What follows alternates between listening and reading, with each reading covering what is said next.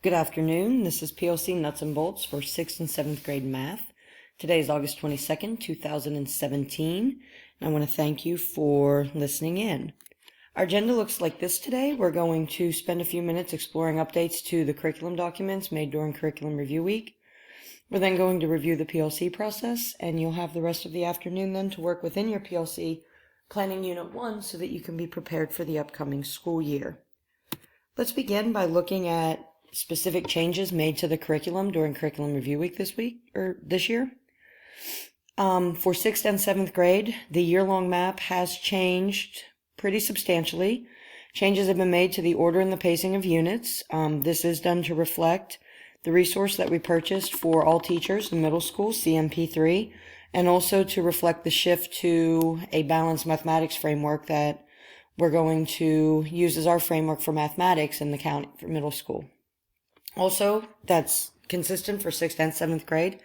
CMP3 resources have been added to Stage 2 and Stage 3 of the documents to help you find those resources with a bit more ease. And we've removed iCurio and Define STEM from Stage 3 of the documents. We no longer purchase this as a resource for the county. 6th grade specifically, some major changes. There are now going to be 7 units instead of 5. The major shift that you see will be the expressions and equation standards begin in Unit 1 instead of Unit 3. In 7th grade, there are now 8 units instead of 6, and the major shifts include the fact that Unit 1 is now geometry and expressions and equations instead of the number system, and the standards for 7th grade, and to an extent 6th grade, are a little less linear from unit to unit. And you'll see a variety of different standards in each unit now instead of only the number system, only ratios and proportions, only equations, expressions and equations, etc., etc. If you have any questions about these changes, or if you'd like to leave feedback on the changes and the new curriculum, please leave those on the unit feedback forms, which you can find in the PLC toolbox, which I am going to show you a little bit later on. It's also important to note that we have a new benchmarking program, Mastery Connect. Mastery Connect has created benchmarks for us using our curriculum documents. Our benchmarks are no longer cumulative, so they only will test what you have taught for the 9-week period. They'll be done every quarter. So if you're not following the year-long map when your kids are benchmarked at the end of the first quarter, at the end of the second quarter, etc., then they won't be benchmarked and tested on the standards that were in the curriculum map. And that's going to cause that data to be skewed. So that is just something that we wanted you to be aware of. Let's quickly review the PLC process for Cabarrus County Schools. This is a link to the Cabarrus County Schools PLC toolbox. In the toolbox, you will find all the resources that we provide to help you facilitate those conversations and to help you participate in your PLC. The top part of this is the PLC's Facilitator Corner. This is where you can find an agenda template, you can find help for creating norms, you can find your PLC conversation checklist. This is also where the unit feedback links can be found. So if you want to submit feedback to any specific unit in the 6-7 math curriculum, you would click here on the middle school, then follow the rest of the links to complete the form. The rest of our PLC toolbox is divided up into PLC stages and conversations and professional development. As you can see, we have 4 stages for the PLC conversation. We're going to talk about 3 of them today. One stage, stage 4, is our data analysis conversation. We're not going to dig into that today. This is a very important piece to our PLC conversation and something we really hope Mastery Connect is going to help with. Below your stages is your professional development.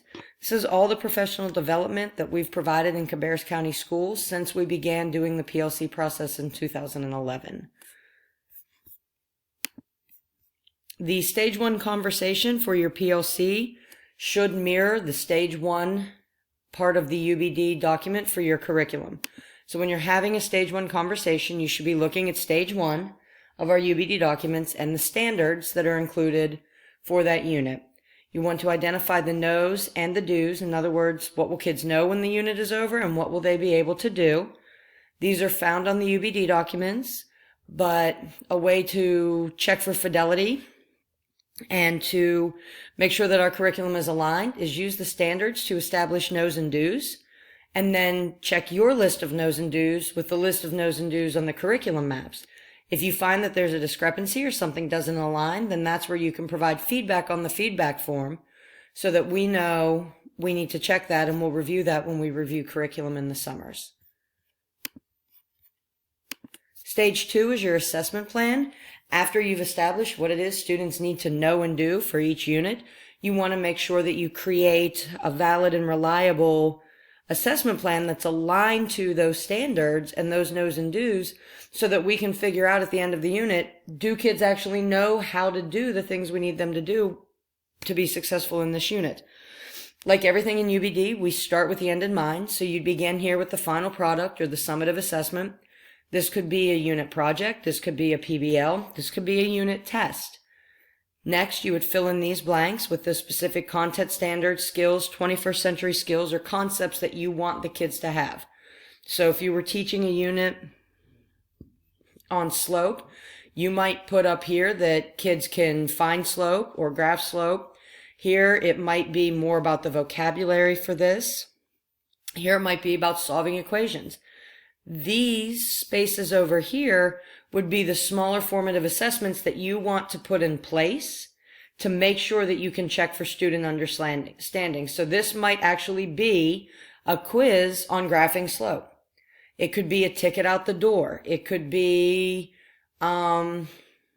station work. Anything that you use to assess student understanding is fine here, as long as it's formative and common really to your PLC. The nice thing about this brace map is it helps create some continuity throughout the PLCs so that you can have those data conversations more easily in your PLC. Instead of waiting until the end of the unit and talking about this final product only, you can have these smaller conversations around these little pieces of data that you've selected that are targeted to a specific standard or skill, and adjust your instruction in a more timely manner instead of waiting till the end of the unit. And finally, your stage 3 conversation. Your stage 3 conversation centers around your learning plan. This is a link to the PLC checklist. The PLC checklist is actually something you should do at the beginning of the year, the middle of the year, and the end of the year. It doesn't get turned into us. It's just a way for you to assess where you are in the process, identify any opportunities that you might have for improvement in the PLC process if necessary. It's set up to follow the stage 1, stage 2, and stage 3, stage 4 process that we have. We're going to focus on stage 3 today for now. Stage 3 is your learning plan. So this is now that you've established the assessment plan, now that you've identified what it is that students need to know and do, how are we going to deliver that assessment to them, that instruction to them, and what resources are we going to use? And so stage 3, this checklist, this can help you make sure that you're asking questions around rigor and engagement, making sure that if you're asking kids to analyze on a test, that you're teaching kids to analyze in class. If you're using verbs from the standards on the assessment, are you then using those same verbs and that same level of rigor in your classroom? Are the lessons that you've created and the activities that you have planned for students, are they engaging to students? That's where you can really dig into that and have those targeted questions as you plan for your instruction for this unit. So what's next?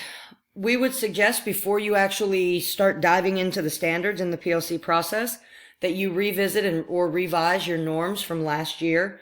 We also suggest that once you have your norms written, that you should keep those posted in your classroom or in your meeting room for the entire year, just as a reminder. Once that's done, please jump into Unit 1. Some of you have already been unit planning all year, especially if you're STEM or IB. Sorry, not all year, all summer, if you're a STEM or IB. But we just wanted to give you some time to really work on this so that you're ready to start the school year off in the next week. So have a great start to your school year. If you need me, please feel free to email me.